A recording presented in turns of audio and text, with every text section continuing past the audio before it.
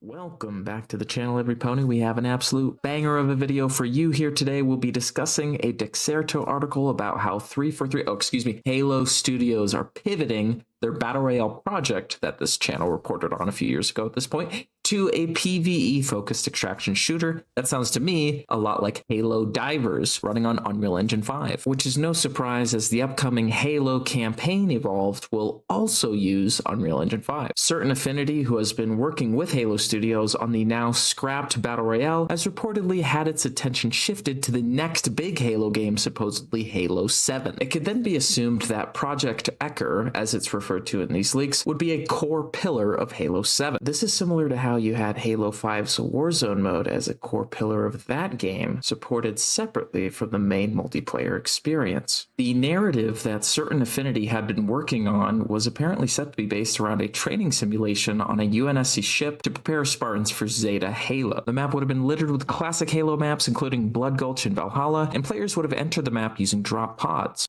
Nothing has been confirmed, but it wouldn't be a surprise to see some of these elements stick around in the supposed PvE extraction mode as well. The direction I'm hoping this is going looks something like Helldivers 2, except you'd be extracting via Pelican. I was initially very skeptical reading the Dexerto headline. The last thing that Halo needs to do right now is trend chase like Bungie did with the soon-to-be ill-fated Marathon. But hear me out. There's potential here for Certain Affinity to iterate on this subgenre and avoid some of the mistakes and content woes that Helldivers 2 has had. Granted, when it comes to the frequency of content, this is historically where Halo Studios has struggled. But ditching the slip space engine for UE5 has me hopeful for what they're able to test, iterate, and improve upon over the course of a live service. Let's talk about ways to play. So in Helldivers 2, you have your various armor classes that shift around your stats to better accommodate a certain play style. The system could easily be implemented in such a way that ties into Halo lore while still giving players meaningful choices. Obviously, front and center is the Spartan. They serve the purpose of any heavy armor class: more health, slightly less mobility, ease of handling heavy weaponry, etc. Additionally, giving players the option to play as an ODST in such a way that complements your Spartan teammates is the smart way to go about it. ODSTs wouldn't simply be a skin, and they also wouldn't be a downgrade from a Spartan. They would have their own advantages and disadvantages. For example, ODSTs are the more agile option overall, with their sprint recharging back quicker. However, they're more fragile and can't handle heavy weapons as smoothly as a Spartan. But on the subject of ways to play, let's talk about solo mode. This is for lone wolf style players who prefer to reasonably challenge themselves, pause at any time, or go at their own pace. One of the ways Certain Affinity can do this properly is to keep the exact enemy types and possible encounters the same from non-solo mode, with the caveat that overall enemy density is turned down. This could also be extended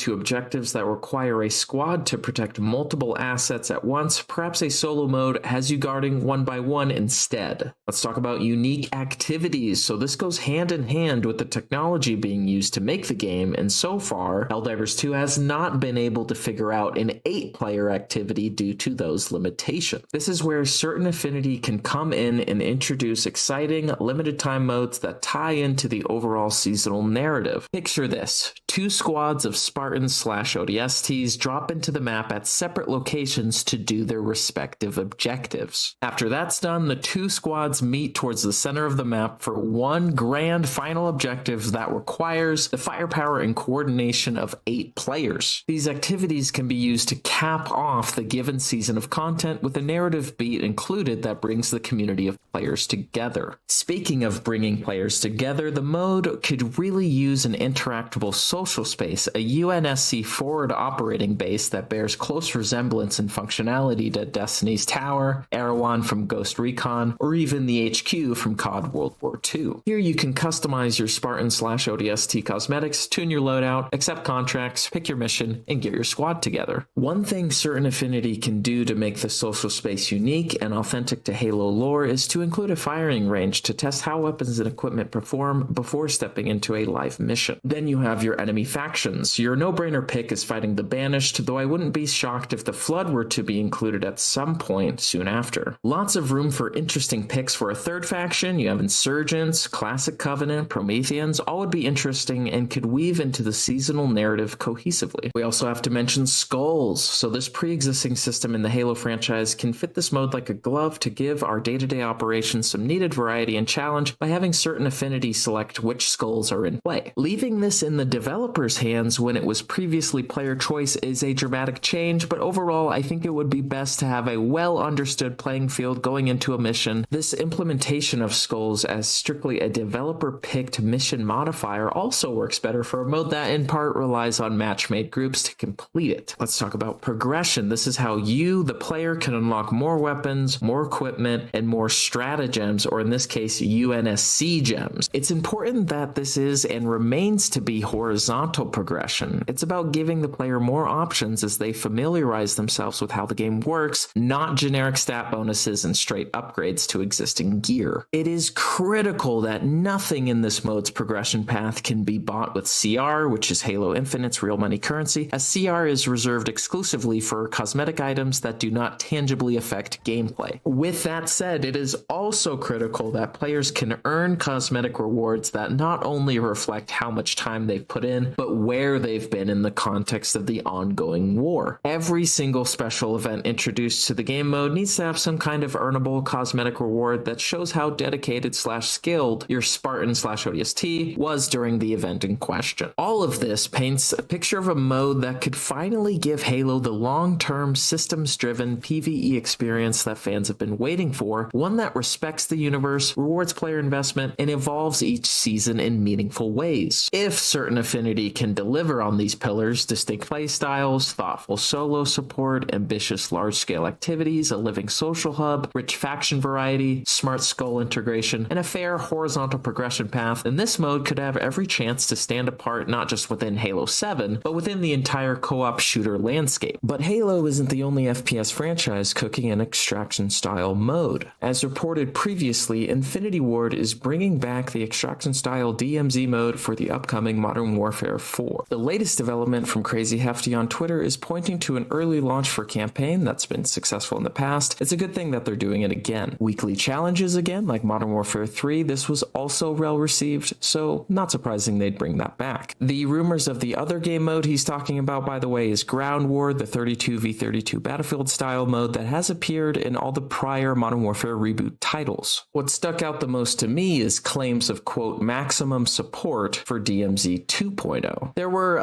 quite a few people who were miffed about DMZ 1.0 getting absolutely zero content after the launch of Modern Warfare 3, as Infinity Ward only provided support for the lifecycle of Modern Warfare 2. Really, it all depends how much engagement the mode gets when it comes out. DMZ 1.0 was free and therefore was subject to gameplay affecting bundles that only drove people away from the mode, as up till that point, COD had dumped pay-to-win mechanics with the launch of Modern Warfare 2019. With DMZ 2.0 being supposedly part of the base game of the upcoming Modern Warfare 4, fans are expecting gameplay to not only have no pay-to-win, but also be a big step up in terms of mechanics that actually provide depth to the mode. But as we wrap up this video, I want to remind you guys, go to w.gg, use code JimmyHomeless at checkout for 10% off new flavors such as Push and Punch Energy. It will give you the strength, energy, and strategy for those long gaming sessions into the night. Use code JimmyHomeless to support the channel. Let me know what you think in the comments below about a supposed Halo Divers mode in Halo 7, and have a nice day.